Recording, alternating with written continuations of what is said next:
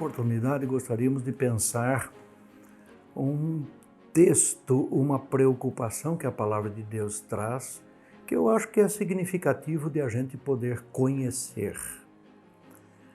São as medidas do amor de Cristo. E para tanto, nós vamos utilizar como base o texto que está em Efésios, capítulo 3, versículos 17 a 19. Diz assim, acompanhe comigo. E assim, habite Cristo no vosso coração, pela fé, estando vós arraigados e alicerçados em amor, a fim de poderdes compreender com todos os santos qual é a largura e o comprimento e a altura e a profundidade, e conhecer o amor de Cristo, que excede todo entendimento, para que sejais tomados de toda a plenitude de Deus.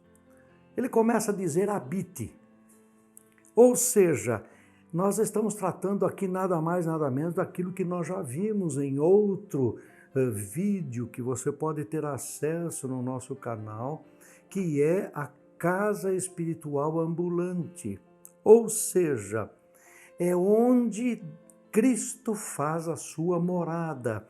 E isto está em João, no capítulo 14, 23, nós encontramos também, além do texto da primeira carta de Pedro, capítulo 2. Diz assim, respondeu Jesus, se alguém me ama, guardará a minha palavra, e meu Pai o amará, e viremos para ele e faremos nele morada.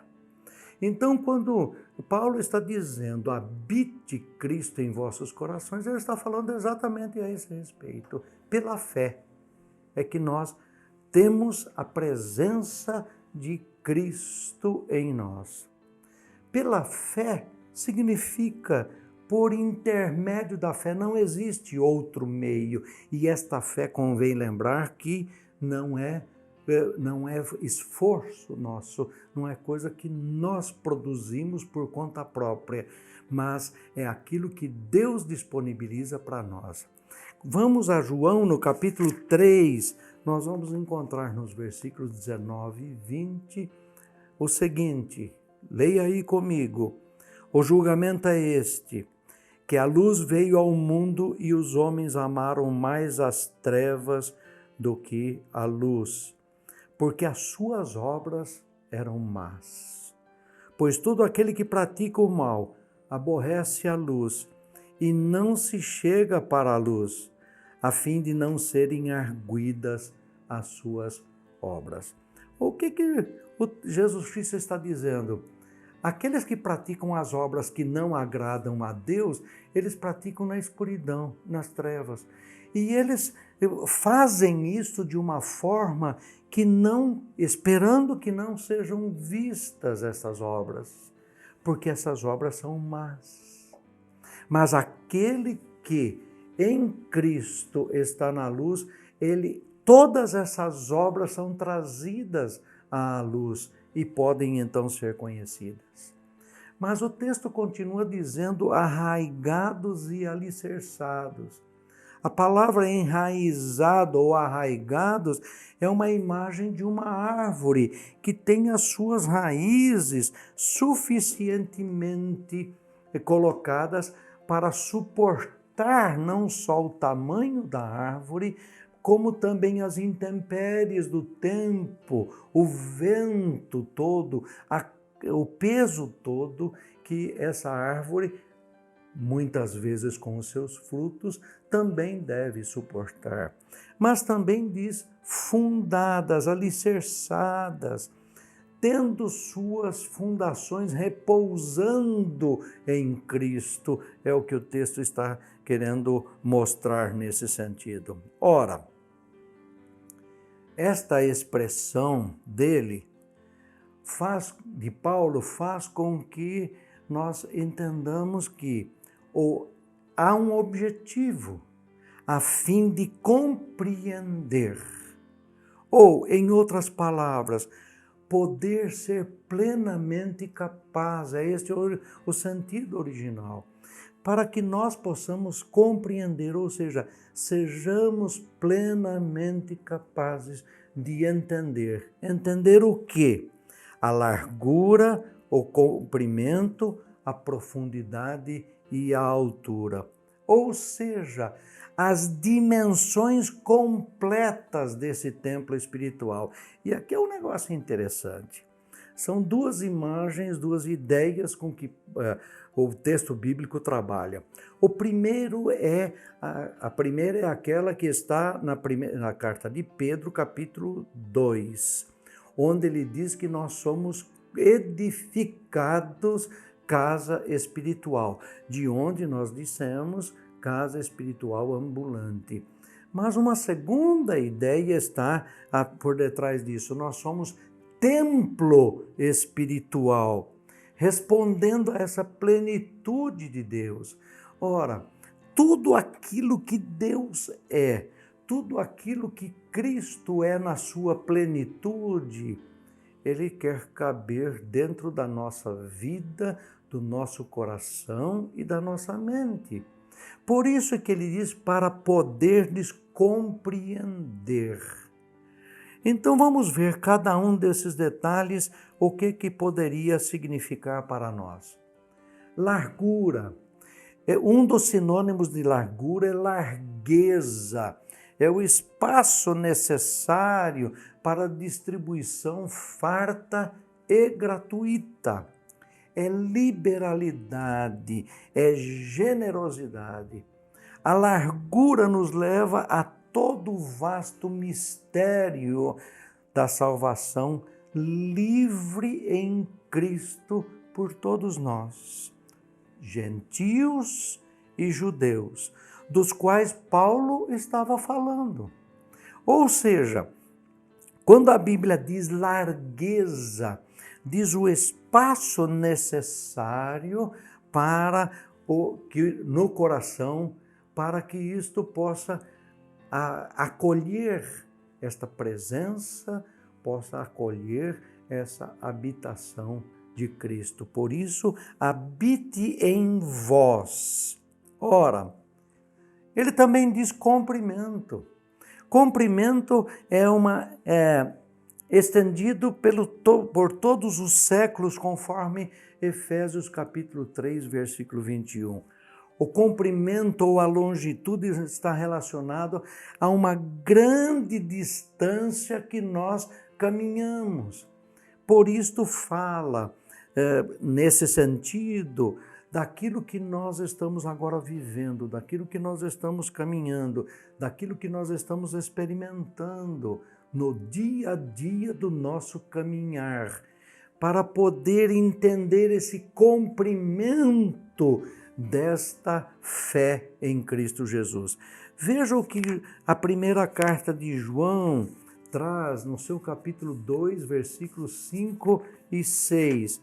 Ele diz assim: aquele, entretanto, que guarda a sua palavra, nele verdadeiramente tem sido aperfeiçoado o amor de Deus. Nisto sabemos que estamos nele. Aquele que diz que permanece nele, esse também deve andar assim como ele andou. Esse é o sentido do comprimento, andar como ele andou. Essa compreensão daquilo que está à nossa disposição para a vida cristã. Mas ele também fala da profundidade, sua profunda sabedoria que nenhuma criatura consegue entender. Significa caráter ou qualidade do que é profundo, complexo, difícil de entender, profundidade de ideias. A Bíblia nos ensina que os pensamentos de Deus são profundos. Se nós vamos ao Salmo 92, versículo 5, encontramos as seguintes palavras: quão grande, Senhor, são as tuas obras, os teus pensamentos, que profundos. Mas também no Salmo 95, versículo 4, nas suas mãos estão as profundezas da terra e as alturas dos montes lhe pertencem. Ora, com profundidade, então, o que ele está dizendo? Alguma coisa que não é como se fosse a ponta de um iceberg, só que a gente consegue perceber. Mas é aquilo que, na profundidade, naquilo que especificamente está enraizado, naquilo que está colocado, nós podemos perceber esta ação de Deus. Ora, mas isto não significa que nunca conheceremos as profundezas de Deus. Pelo contrário, Deus nos ensina que o Espírito Santo pode nos ajudar a conhecer o mais íntimo e profundo de Deus. Veja o que está em 1 Coríntios, capítulo 2, versículos 9 a 13, que diz assim: Mas como está escrito, nem olhos viram, nem ouvidos ouviram, nem jamais penetrou em coração humano o que Deus tem preparado para aqueles que o amam. Mas Deus nolo revelou pelo Espírito, porque o Espírito a todas as coisas perscruta, até mesmo as profundezas de Deus. Porque qual dos homens sabe as coisas do homem, senão o seu próprio Espírito que nele está? Assim, também as coisas de Deus ninguém as conhece, senão o Espírito de Deus. Ora, nós não temos recebido o Espírito do mundo, e sim o Espírito que vem de Deus, para que conheçamos o que por Deus nos foi dado gratuitamente. Disto também falamos, não em palavras ensinadas pela sabedoria humana, mas ensinadas pelo Espírito, conferindo coisas espirituais com espirituais. Ou seja, o Espírito de Deus revela a nós as profundezas de Deus, para que nós possamos conhecer quem efetivamente Deus é, quem efetivamente é aquele que estabeleceu todas as coisas segundo o seu propósito. E por último, ele fala da altura. Estando além do alcance de qualquer inimigo, para nos privar de ter íntima comunhão com o Pai. Veja ainda na mesma carta aos Efésios, no capítulo 4, versículo 8, encontramos as seguintes palavras de Paulo. Por isso diz, quando ele subiu às alturas, levou cativo o cativeiro e concedeu dons aos homens. Ou seja, esta altura significa que as coisas elas vão além da dimensão que nós podemos perceber, porque vem do próprio trono de Deus para nós. A Bíblia nos ensina que uma das medidas do amor de Cristo é a altura.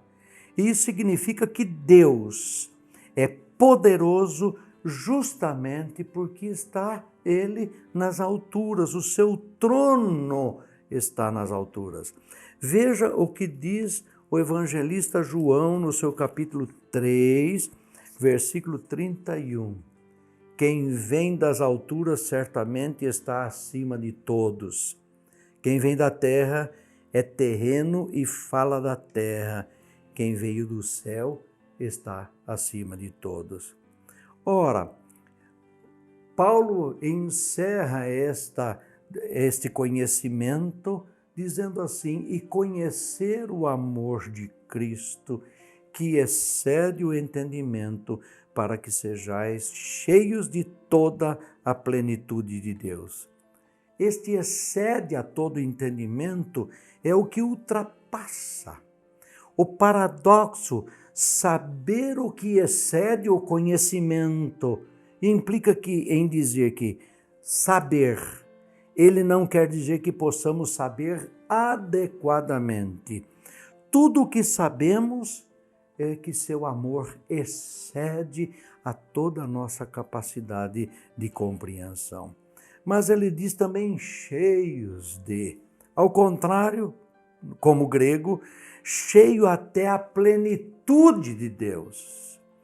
Essa é uma questão muito significativa no texto, porque a palavra originária não significa simplesmente como a gente pega, encher um copo, mas cheio até o limite máximo e até derramar, começar a querer derramar pelas bordas.